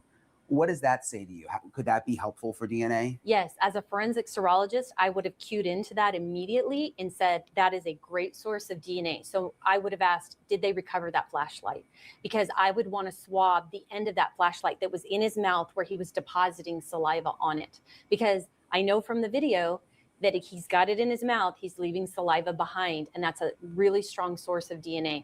So I would have been cued into that right away. So I would be looking for that flashlight to see if he left it at the scene. Is there anything else, and I know you haven't been able to be inside of the house, none of us have, but is there anything else that has piqued your interest? When you said you would have been cued in the flashlight, anything else you've seen that you thought, oh gosh, that could be good? Yes, I would have, well, not that I'm aware of, but I would be asking questions. And these are the normal questions I would be asking an investigator as well, is I would want to know, is there blood on the inside of the home? And I would want to take a representative sampling and test any items of blood. We know the blood at the front door belongs to Miss Guthrie, but you know, sometimes in cases you have multiple people who are bleeding and you select multiple blood stains to run in an effort to try and find the profile from different individuals. So we know that the blood at the front door is hers, but if there's other blood inside the home, I would definitely want to test that. And sometimes it's very difficult. If there's a lot of blood, it's difficult to know which stains to test because they may all be from the same person. And sometimes that's just the randomness of it and testing it. We also look at bloodstain patterns to help assist us in selecting those stains that we think may come from one individual versus another.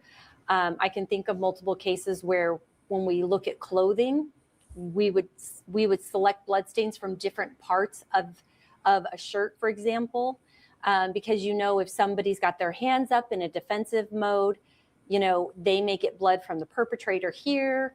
So, it just depends on what they have to work with at the scene, what they saw when they entered the home.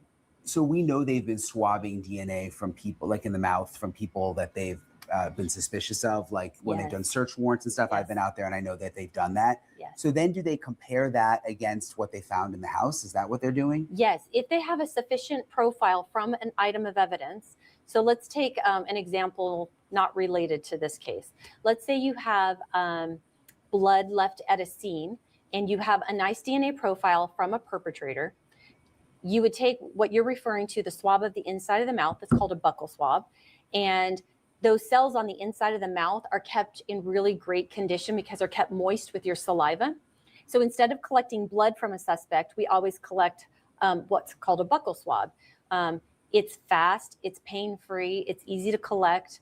And so that's pretty standard for a collection from a suspect. So yes, they would generate a profile from the buccal swab and compare it to any profile that they had developed from evidence at the scene. What if they haven't, we don't know, but what if they haven't developed a profile from evidence at the scene, which kind of seems like may be the case based on these comments they're making, oh, it's mixed and we're having issues. Would they then just be holding on to the DNA profiles from all the buccal swabs? I suspect that they would not be collecting buccal swabs if they didn't have at least some evidence to make a comparison, because that would be a futile effort. So if they're going through the trouble of collecting buccal swabs, they must have something to compare to. It might be a weak DNA profile. Maybe it's weak and they can't put it into the DNA database, but maybe it's enough of a profile that they can make some comparisons. Interesting. So even if it's too weak to put into the database, it could still be good enough for direct comparisons? Sure, if they're able to pull out a DNA profile. So it kind of goes back to this idea of mixtures, of DNA mixtures. So just as a review, DNA mixtures are samples that have DNA from multiple people, at least two, and sometimes it can be more. It can be 3 or 4 or 5 people, or even more than that. But so it's DNA that's mixed together. And so they haven't told us about the DNA mixture. I don't know how many people are in the mixture that they suspect, and we don't know how much DNA is from one person versus another. So if they're collecting buccal swabs from suspects, they must have something to work with. I just don't know the strength of it. It might be weak. And just my last question, how quickly is the science changing? Like if they, let's say with this sample they got from the house, it's got too many mixtures and it's not a great sample. Is the science changing quickly enough that like in years, suddenly it would be an okay sample? Oh, the technology is always advancing, and you're seeing it in real time right now with investigative genetic genealogy, because we've talked quite a bit about the type of testing that goes on in a forensic crime laboratory. But then if you've noticed, they switch gears and they start talking about investigative genetic genealogy. And if we look at the history of that, the most famous case is the Golden State Killer case. There were actually cases that came before that, but because of the magnitude of that case, it caught national attention.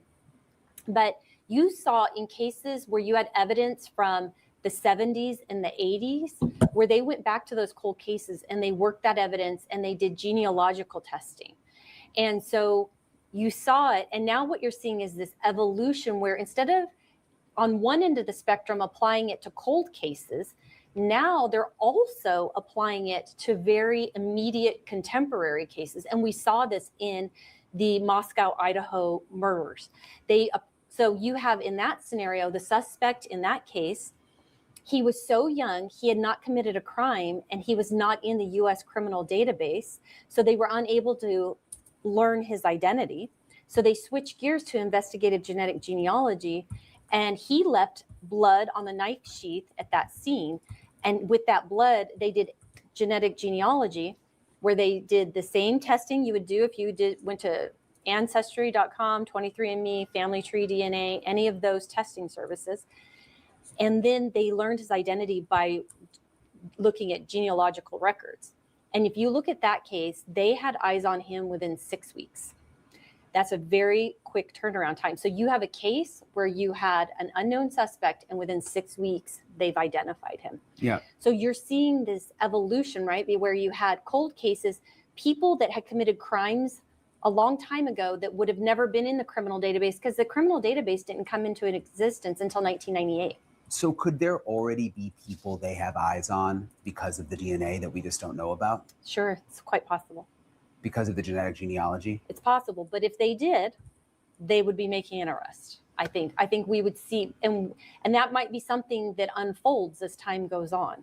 We might see that play out. That's one possibility. Does DNA ever give you instead of giving you one person, does it give you a group of people ever where you're like, oh gosh, we've got 20 people we have to keep an eye on, or does it usually pinpoint it? Well, you can look at the Golden State Killer case as a great example where it depends on when they do the search, because let's backtrack a little bit and talk about investigative genetic genealogy. Instead of getting an exact match in the US criminal database, instead, in investigative genetic genealogy, we're looking to find a match to a relative. Now, that relative, it depends on how close they are related to somebody. If you have a close relationship, like a sibling, a parent, or a child, you're going to find that individual very rapidly. But let's say you have a match to a fourth or a fifth cousin. By building these family trees, in the Golden State Killer case, they identified it back to a set of, I believe it was a set of great-grandparents from Italy. So they had to build those family trees out.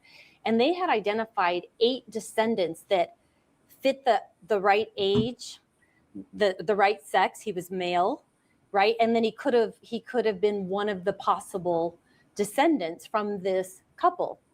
And so they collected DNA samples from all those individuals. Matter of fact, if you go back to some of the old news, they talked about there was an individual in a nursing home that they collected a sample from, because he was a descendant of that couple as well.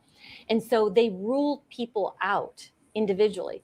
What's interesting is if you watch Barbara Ventnor's interview, there's a little tool that she used that predicts eye color. And they predicted he'd have a blue eye color, which he does. And out of all those descendants, he was the only one with the blue eye color, which is just incidental, but also shows you that there are all of these little tools that by looking at your DNA, there's information embedded in it. So interesting. So interesting, yeah. Right? And so you can see that they can narrow it down. Sometimes you have a situation where there's a case that I worked on that I can't talk about that used investigative genetic genealogy. It's making its way through the courts right now. But that individual matched to a very close relative. And it turns out that his only sibling was a female. So we knew it had to be him. So it just depends. So it can help narrow it down. Yes. And it can narrow it down significantly. So it depends on, are we looking for a male or a female, and how many siblings did they have? You know, if you only have one male and it's the only intersection of these two families, it may be very easy. Sometimes it's really difficult. You may have lots of descendants. So it just depends on each family and each family tree. Really appreciate April for taking the time to talk with me and everybody at Arizona State University. Again, just really an eye-opening look sort of behind the scenes at how all of this DNA stuff works, which it's complicated, but she did a really good job of just breaking it down and making it understandable, especially in relation to some of the issues that we know are happening with the Nancy Guthrie case. So again, I appreciate it. We drove out to Phoenix, Mo and I, to meet her, and appreciate her for showing us all of that. Something else is interesting. I reported it a couple of days ago, but it was just picked up by some other outlets which I just wanted to say again, because I think it was just in the New York Post that I reported this. But that at the Mexican restaurant where Savannah went in that latest episode of the Today Show, where she did the segment with her mom, Nancy, and they kind of toured Tucson, they went to this Mexican restaurant. And I have been able to confirm that authorities have reached out to that restaurant, trying to find out if there was anyone unusual that was there when they were doing the taping, anyone that stood out, anyone that was lingering around too long or trying to take too many pictures, that kind of thing. And I'm pretty sure I've told you guys that a couple of times before, but I did notice that some other people just started reporting it today. So I wanted to just remind you guys of that, which does go back to a theory that we've talked about a lot. Could this be a Savannah stalker, some kind of person who's obsessed with Savannah? And that's sort of what this all relates back to, which I think is still a very real possibility here. Although there's a lot of possibilities. It's kind of crazy that we're in day 41 and we still don't really know. But I'll keep you guys posted with any developments. Again, some days have been really slow, but the last 24 hours with what we learned about the cameras, FBI finally being able to access the cameras at the house, the additional cameras, and then also the sheriff doing a new interview. There's been some interesting developments. So we'll see what happens over the weekend. If anything develops, I'll keep you guys posted. Really appreciate you guys for